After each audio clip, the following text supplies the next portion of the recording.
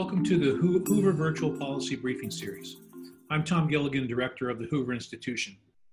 The principles of individual economic and political freedom, private enterprise, and limited representative government were fundamental to the vision of our founder, Herbert Hoover, and remain as compelling today as they were more than a century ago.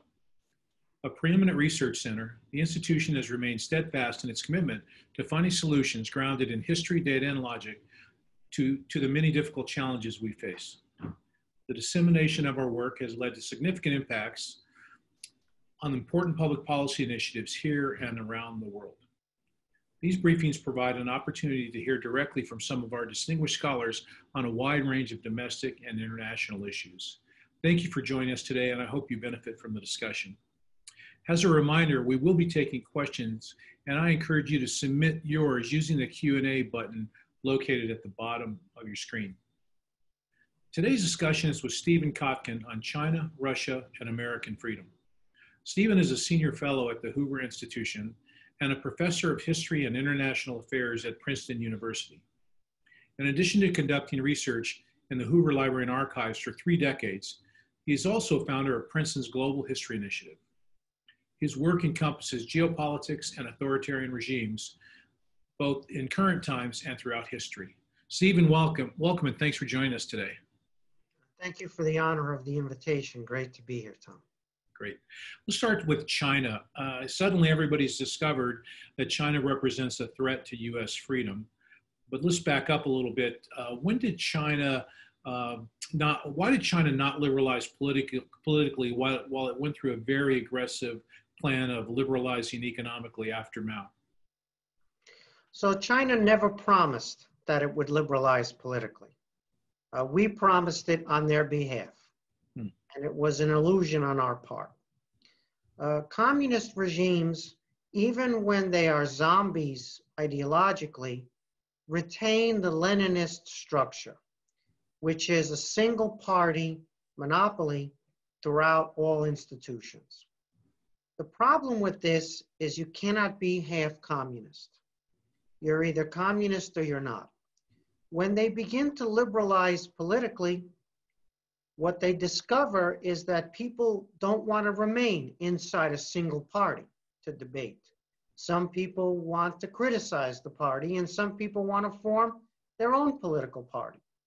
And so political liberalization under communism turns out to be a form of self-liquidation. We saw that in Hungary in 1956. We saw that in Czechoslovakia, Prague Spring in 1968. We saw that with Gorbachev's Soviet Union. We get fooled because they can liberalize the economy. They need the market dynamism. They need the GDP growth. They need the job creation that private sector activity gives them. But then they continue to keep a tight hold politically, that Communist Party monopoly. So they never liberalize economically, politically, simultaneously, because if they do, they cease to exist. Interesting. How resilient is the Chinese Communist Party rule today? And if it were to end somehow, what would replace it? All authoritarian regimes can survive until there's an alternative to them. They can rule very poorly. They can starve their people. They can fail across the board on issues, but they can muddle through and survive by suppressing political alternatives. So they don't need to be resilient in the same way as a democratic regime needs to be. They just need to suppress political alternatives, which the Chinese communist regime is very good at. I would say, though, that there is an end game for communist regimes, which we've seen globally. It is a right-wing, authoritarian, xenophobic nationalism. That's what we see in Russia with the Putin regime. It's what we see in Belarus with Lukashenko's regime. We have it throughout Central Asia. We have a version of it in Hungary, a version of it in Poland. We had a version of it in Serbia. And so we're now seeing inside the Chinese Communist Party this move towards hardline, authoritarian, nativist, xenophobic nationalism. It's already growing inside the framework of the party.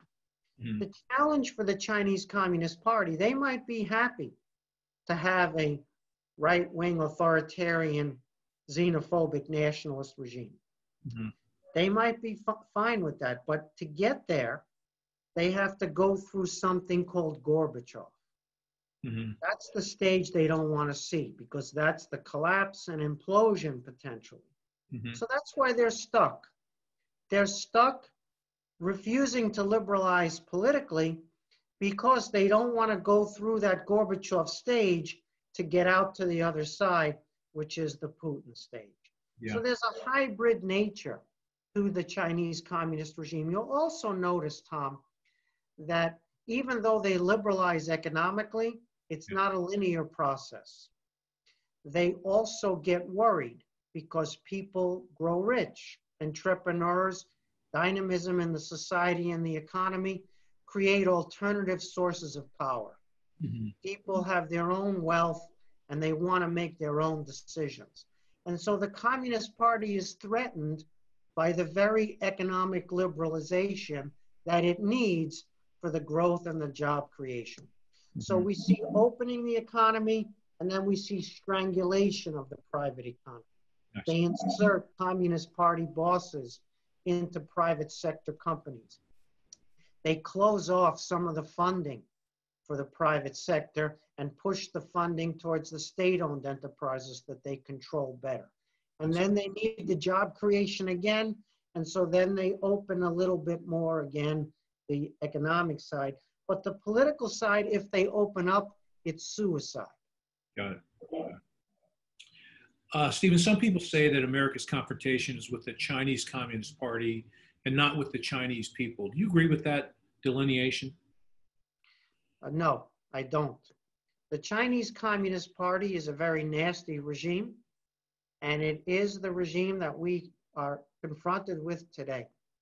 At the same time, the rise of China is a long-term prospect. We will be dealing with the dynamism of Chinese society and economy long after that Chinese communist regime is gone. We have to learn to compete with China and compete effectively with China, independent of what regime might be there. China is a remarkable civilization. It's incredible what China has achieved through millennia. Mm-hmm. And so the idea that it's just the regime is comforting, but in fact, the challenge is much bigger, and we have to focus on that long term. Yeah, Stephen, we have a question from Michael. He says, the CCP doesn't seem to be able to keep their fingers out of the private sector. He refers to Hong Kong. In the short, medium, and long run, can they really compete with democratic capitalist states like the U.S.? If we don't undermine ourselves, they cannot beat us. We're the only ones who can beat us. If we fail to invest in our human capital, in our infrastructure, in good governance, in reinventing our alliances, if we fail to reinvest in our strengths, then they have a chance. Mm-hmm. But if we become an example again and we regain our mojo and we invest in ourselves, I would not bet on anybody else. Yeah, got it. Let me ask you this, Stephen. Are we in a new Cold War with China? Should we be in a Cold War with China? And what should U.S. policy be towards China? We are in a new Cold War with China, even though we're still debating it. And the reason we're in a new Cold War with China is because it's a necessary move, not a misunderstanding. There's a fundamental clash of state interests, and even more fundamentally, there's a clash of values. And so that's not a misunderstanding, and that's not going away. When we had the first Cold War with the Soviet Union, it took us a long time to admit that we were in a Cold War. Almost through the invasion by North Korea of South Korea, we were still debating whether we were in a Cold War or whether there was a misunderstanding here or not. We are in a Cold War, and it's the right thing to do. And moreover, a Cold War is better than a hot war. The reason we did a Cold War was not to fight World War III, but to compete in ways that we could succeed and contain Soviet expansionism. That same compete and be ourselves and win without fighting the Third World War. That's why we're in a new Cold War with China. It has begun already, and we need to not only realize that, but fight it properly, fight it strategically, fight it smartly. Mm-hmm. And how does one do that? What's the smart policy towards China now? We have three pillars in our debate about China policy in the U.S. Mm-hmm. The first of the third, well, let's call it a triad. The first part of the triad is China's rise is inevitable. Okay, let's just surrender. Mm-hmm. That's a shorthand description of what I would call the Obama administration's policy vis-a-vis China. Late in the game, they woke up and they started talking awkwardly about a pivot to Asia, as if we weren't in Asia already, and then they ran out of time. The second triad is, let's go to war. China is a threat, and we need to prepare for war with China. Let's call that the John Bolton position. John Bolton never met a war he didn't like. I don't think America would benefit from going to war with China. So I don't think war, just like I don't think surrender, is a good option. The third part of the triad of the debate that we're having domestically about China policy is what we call co-evolution or win-win. This is usually associated with Henry Kissinger. And Kissinger is right. We have to learn how to live with China. The problem, however, is when you get into the details, it's not clear what the issues are for the win-win. For example, 5G technology. Either you would adopt the Chinese system or you adopt the Western system. There's really no middle ground. There's no win-win there. Mm-hmm. It's binary. Mm-hmm. South China Sea. Either there's freedom of navigation or there is no freedom of navigation, right? So it's not clear where the accommodation ends in a so-called win-win scenario. Yeah. However, living with China is correct. So what I like to talk about is the old Reagan playbook. The old Reagan playbook, which gets forgotten and needs to be dusted off time and time again. The simplicity of it is where its power comes from. And it's the following: strength plus diplomacy, right? Strength, which gives you leverage, and negotiation. It's what George Shultz has been talking about at Hoover since he left the Reagan administration. Mm-hmm. You have to be strong when you go into negotiation, but you also have to negotiate. Mm-hmm. Hawkishness and strength are not ends in themselves. You have to be ready to pocket the concessions when your strength works. Moreover, diplomacy without leverage, diplomacy without strength also doesn't work.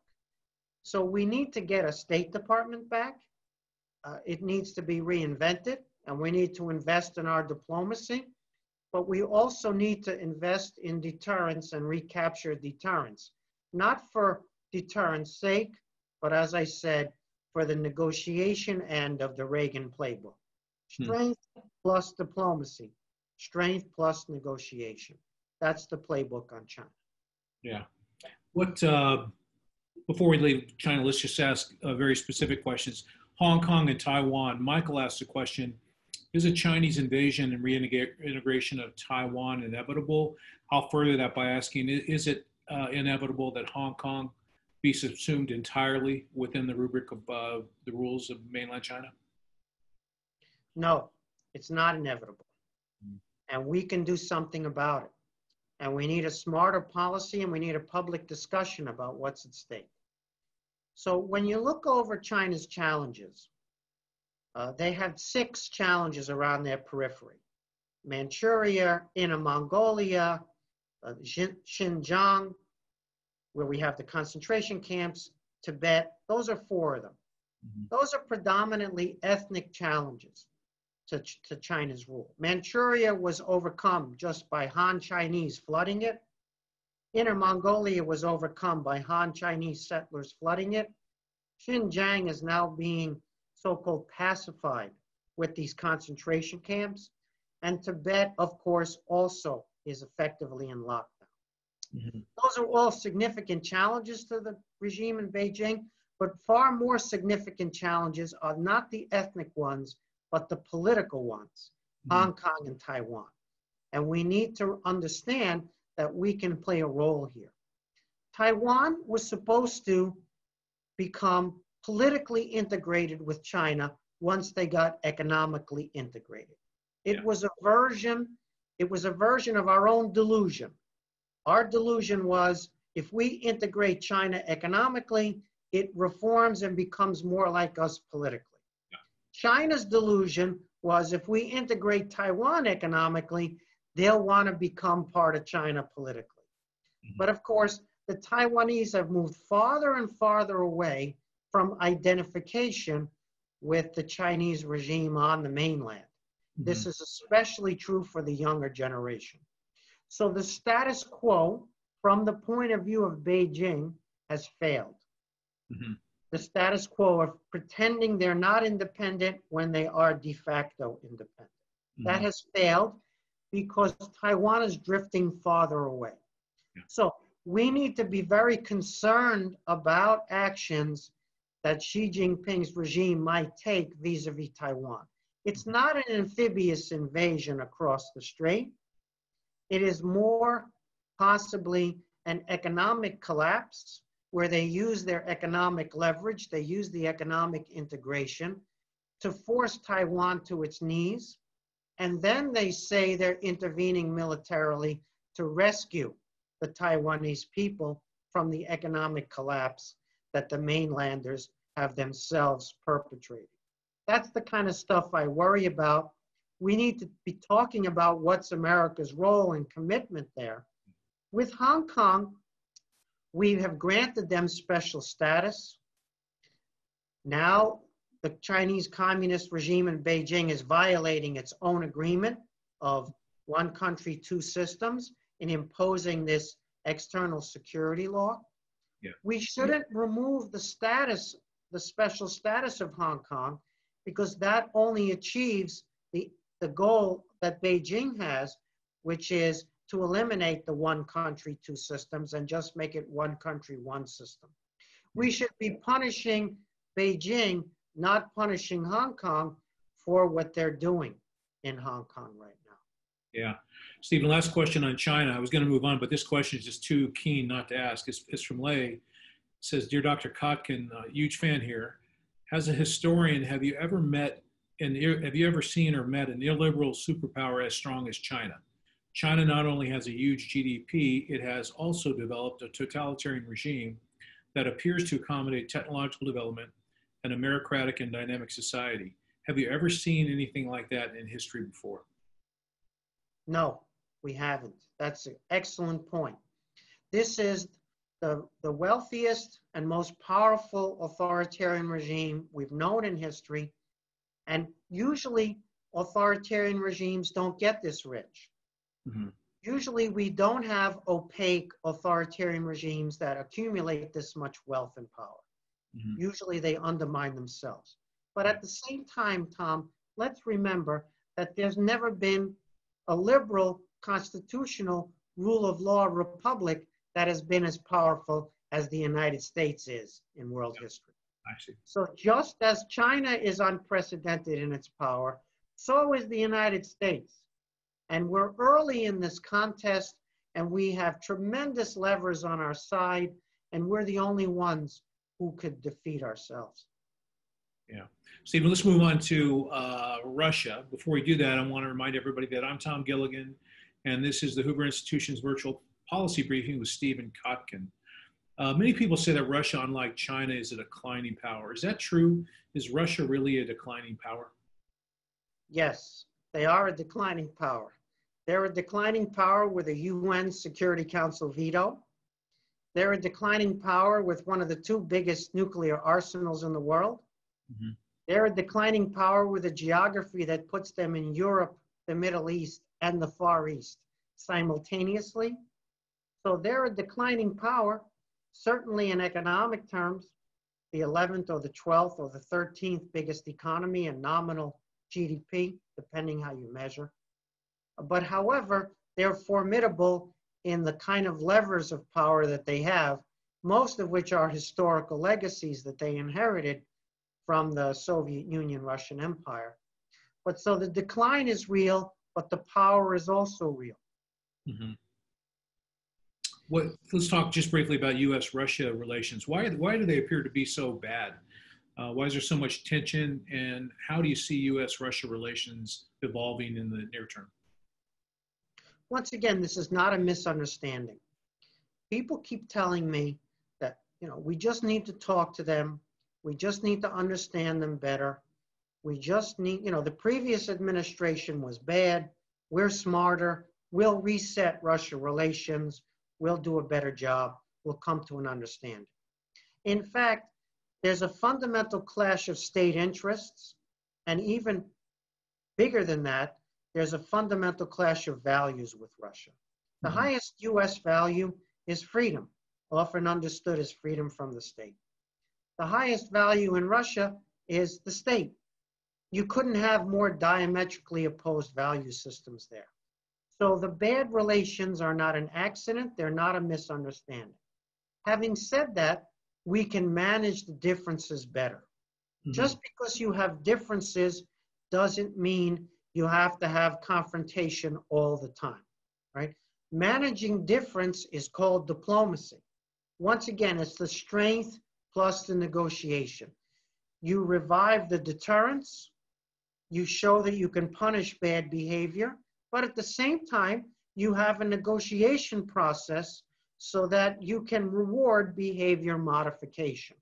Mm-hmm. And so this strength plus diplomacy applies to most of our relationships, but they're fundamentally because we differ in state interests and in values. And so we're never going to be in a place where there are allies necessarily, but we can still be less confrontational with them by applying the strength diplomacy approach.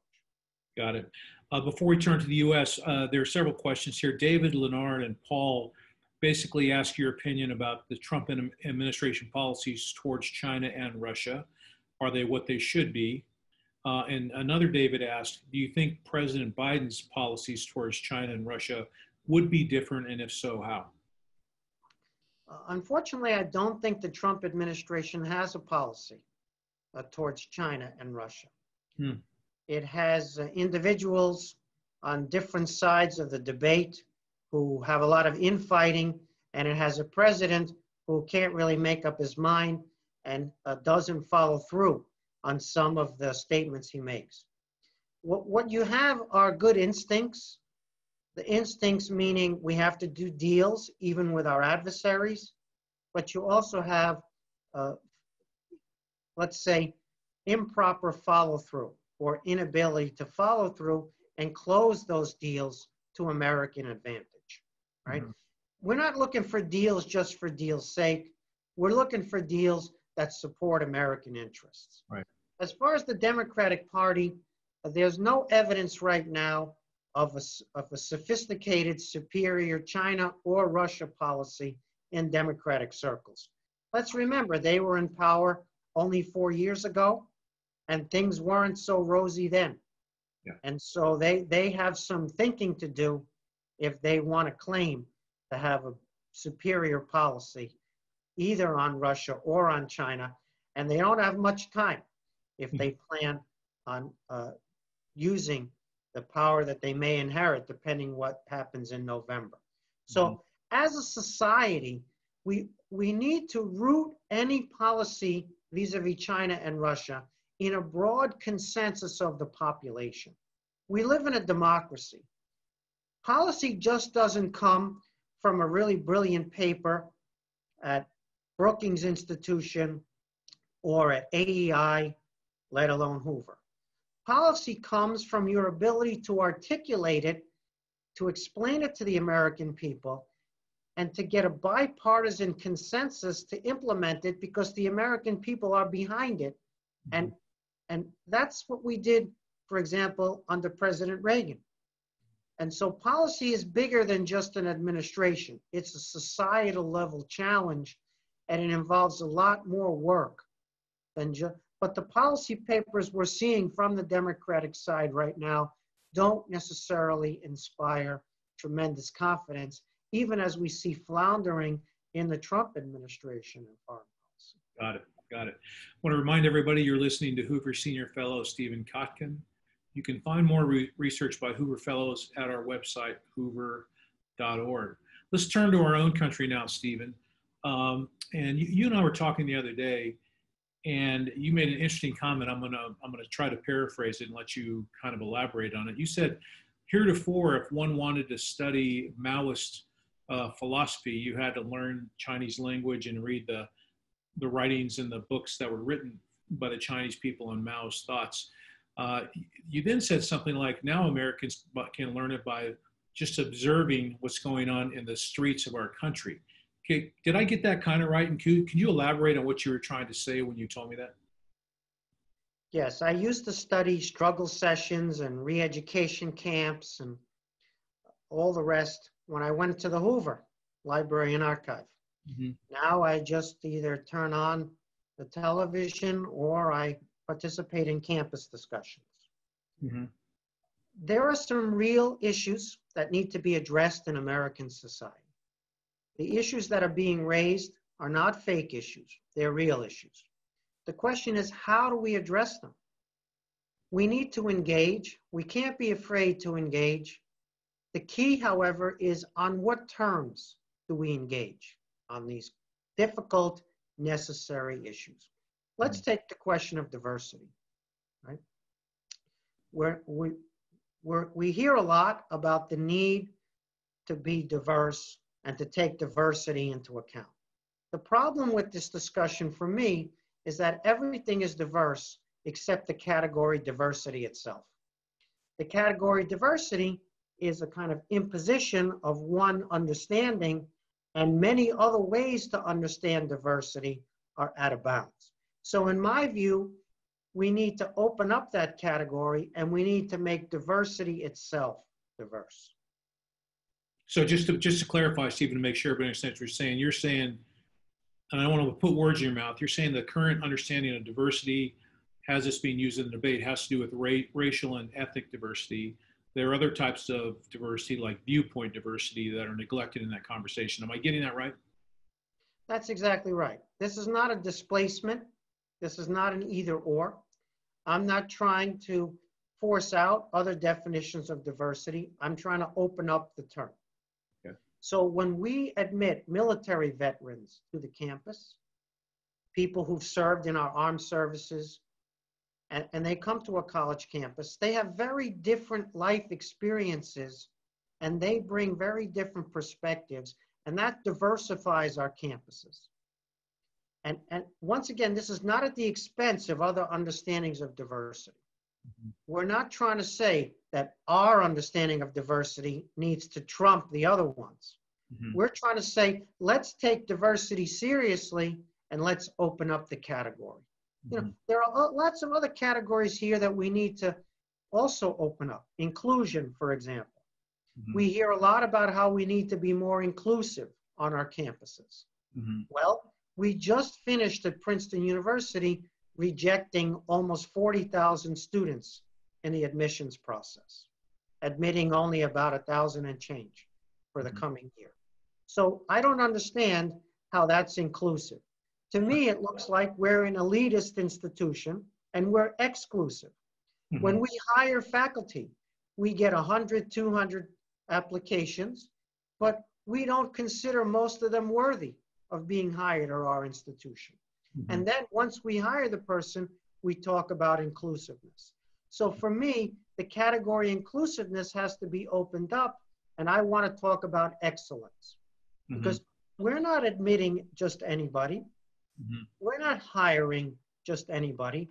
we're an elite institution and we shouldn't pretend otherwise. And so let's open up inclusiveness. Let's open up the other categories. Change, for example. Everybody's now talking about how we need change. They're not actually talking about change. They're talking about social engineering. They're talking about revolution. So I favor change. I'm in favor of change. But I'm in favor of change which takes account of tradition, which is gradual and consensual and therefore legitimate, which doesn't produce perverse and unintended consequences, right? The founding of conservatism is essentially traced to Edmund Burke, who reacted to the French Revolution's extremism, but Burke was not against change. He was in favor of change, once again, within traditions, consensually done, without perverse and unintended consequences. So if we're going to argue about change, we're actually arguing about social engineering. So let's be careful the terms on which we're going to engage in this debate. I could go on. There are many other categories being used, but I think you get the message. Yeah, let me ask you, someone asked the following question. What do you make of the current civil unrest resulting from George Floyd's death? And I guess I want to ask you, I mean, you studied the Soviet or the Russian Revolution and the Chinese Revolution extensively. Do you see what's different and what's the same about what's going on in the United States and these other two revolutions of the 20th century? Like all Americans, I was sickened to see what happened to George Floyd, and I'm hoping that justice is done to remedy what is a horrible wrong. He's not the only example. There are other examples that we could also mention. And so when I see people protesting because that happens, I understand that. And peaceful protest is written into our Constitution. And we do not want to see ourselves whereby we act like those powers we're in competition with. When George Kennan wrote the long telegram in 1946, which eventually culminated in the policy of containment of the Soviet Union, his last paragraph was very important in that long telegram of 1946. And he said, we cannot fight our adversary using our adversary's methods and become like our adversary, because that would be defeat, not victory. Same thing with us. We cannot use violent force against peaceful protests and end up looking like pictures from Hong Kong where the Chinese Communist Party is repressing peaceful protest, or pictures from Tehran where the Iranian mullahs are repressing. Let's remember that we're a gigantic, diverse society. We go from the far left to the far right. That's fine as far as I'm concerned. We're able to debate those things. Our institutions, however, are really strong, and we need to use our institutions to find consensus on difficult issues. We're not in a revolutionary situation like Russia and China because our institutions are much stronger. Revolutions happen when the state is hollowed out, when the state has internally eroded or been corroded and is easy to push over. We have peaceful protest, unfortunately, sometimes not peaceful protest, which I don't support. But when we have peaceful protest, it's not a sign of a revolutionary situation, no matter how loud it is, no matter how much it can alarm people. It's just something which is a normal part of a democratic society. We would be more concerned if we had a hollow state, hollow and failing institutions, if we didn't have a judiciary anymore, if we didn't have a civil service, if we didn't have elected representatives at the local level in addition to the federal level. We have all that. We're disappointed in how our institutions function. We know that they're not functioning as well as they should. We're living through this pandemic where we've not covered ourselves in glory. But those institutions are still strong, And the remedy lies in those institutions. And that's the difference between the Russia-China revolutionary situations and where we are in America. Yeah. Stephen, Brett kind of asked a question that pushes back on your notion of Burkean change. He says, what does it mean to change within traditions when traditions themselves are often the problem? And could you address this question within the context of what we're seeing with respect to the treatment of statues and other types of symbols that possibly venerate or memorialize or in some sense historicize the Civil War period in America? Yeah, all very, very difficult but important questions for us to consider. So let's go sideways though in on this. Let's take inequality for a second. Mm-hmm. Many people think that inequality is perhaps the defining issue or one of the defining issues in our society today. What's happened on the conservative side, not all, but some have argued that inequality is a false issue. It doesn't really exist, or if it does exist, it's not really important. And I don't agree with that. What that does is it hands the inequality issue over to the left side of the political spectrum.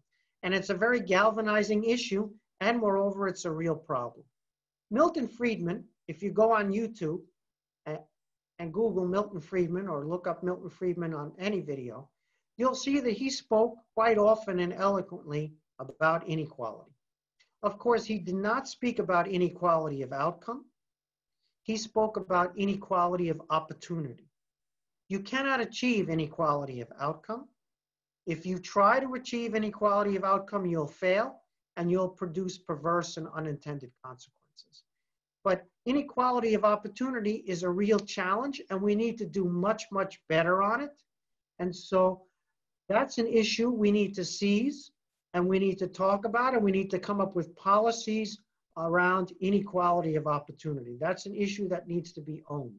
So when I talk about change and change within tradition, it's not a passive approach. Moreover, it can be quite daring in its approach. You know, as far as your question about statues, a very fraught issue. If you look over historical experience, most statues in history have been destroyed. Very few statues have survived over time.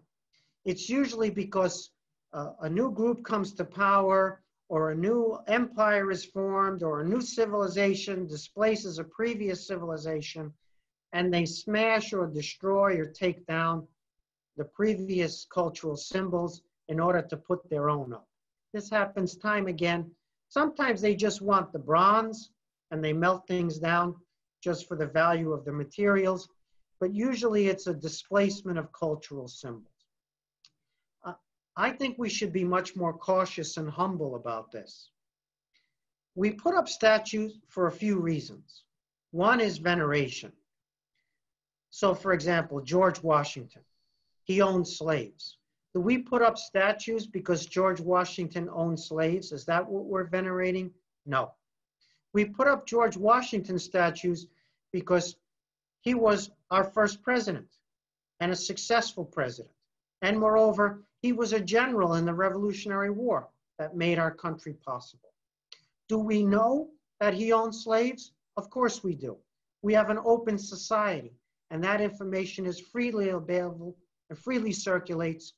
Even if your teacher doesn't tell you, you can still discover the information that Washington owned slaves.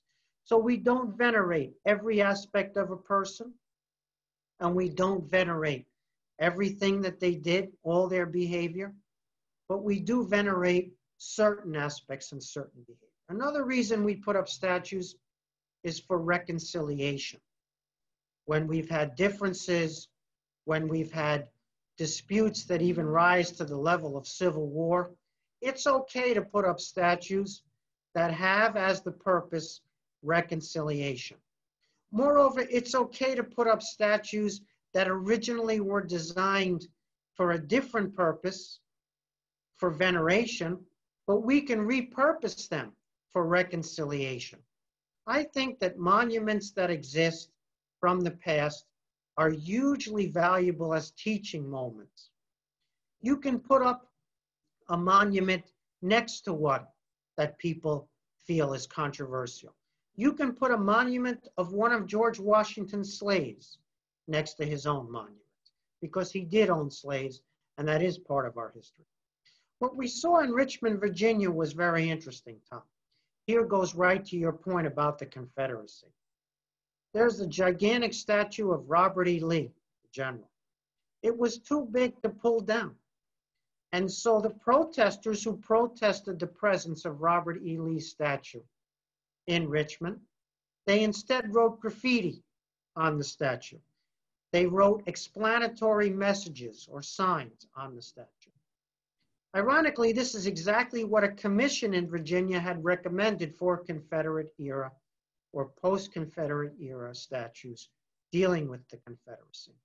To contextualize them, to explain them, to put up these kinds of signs or alternative monuments next to them. And so I think that that's one way that we can manage. We can repurpose statues for reconciliation purposes and also for explanatory purposes. You know, you can't uphold values with methods that contradict those values. If you say you want to tear down a statue that doesn't live up to your values, the process of tearing down also doesn't live up to those values, right? Yeah. Statues can be replaced. Sometimes they need to be removed. Sometimes they need to be relocated. But the methods of doing that, when they're non-consensual and when they're potentially violent, those methods can be in contradiction to the values that are being espoused while you're saying you need to remove them to uphold those values. Yeah, so I'm a little bit more cautious, but I'm not against revisiting monuments and statues. That's a conversation we, as a strong nation, can engage. Yeah, we can. Let me end, Stephen, with just a couple questions that kind of relates to your last point, which is about the method for the removal of statues. Greg asked, is the expansion of statue toppling to abolitionists and Union generals who destroyed the Confederacy a sign of strong institutions? There's obviously a whiff of sarcasm in that question. It seems this is almost Jacobin-like. Should we not be concerned about this? And then Walter asked the question, are we witnessing the collapse of Western civilization? Once again, I'm not afraid. We live in a large and diverse society, and the far left, just like the far right, will be a part of our society. What's the strength in our society is the middle. That's where the American people are, and that's where the political parties ought to be. You know, the Jacobins, we see them in action now. They're not a majority of the country, and they don't have the power to overturn our institutions. And so we need to, of course, rule of law, uphold the law in all forms. At the same time, we shouldn't be afraid. We're much stronger than we give ourselves credit to be. You know, this is the way to deal with the situation. Should we not read the ancient Greeks? Should we give up all of the ancient Greeks completely? Is there nothing of value in the ancient Greeks? After all, they practiced slavery in Athens. Should we now be compelled to give up everything? Not just one thing, but everything, because Athens practiced slavery, right? I mean, that's the proposition that's before us. We can't do that. Should we give up constitutional order and rule of law because Thomas Jefferson owned slaves? Of course not. However, should we use constitutional order and rule of law to manage debates about the fact that Thomas Jefferson owned slaves? Yes, right?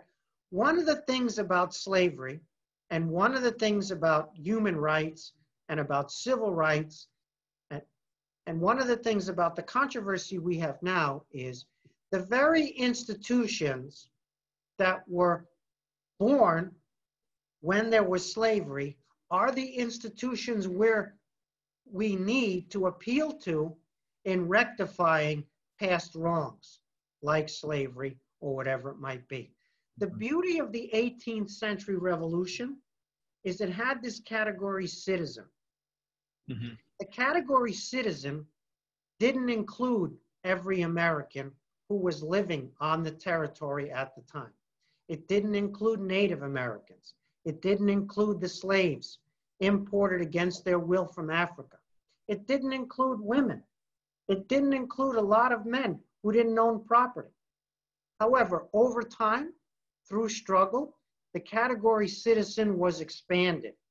And the 18th century revolution, which originated in these exclusions, ended up to be very inclusive over time. Mm-hmm. And for example, slaves could be emancipated and they could get the right to vote. It was late, too late, and it was after tremendous struggle, and we're still dealing with it because some people feel, and they're correct, that in many communities, because they're Black, they have problems in being able to register to vote. This problem exists. Nonetheless, the category citizen can expand to include them. It included women. Women properly got the right to vote, once again, late in the game, and once again, after tremendous struggle. And once again, it's not always perfect, but that's the beauty of the 18th century system that we are privileged to be a part of.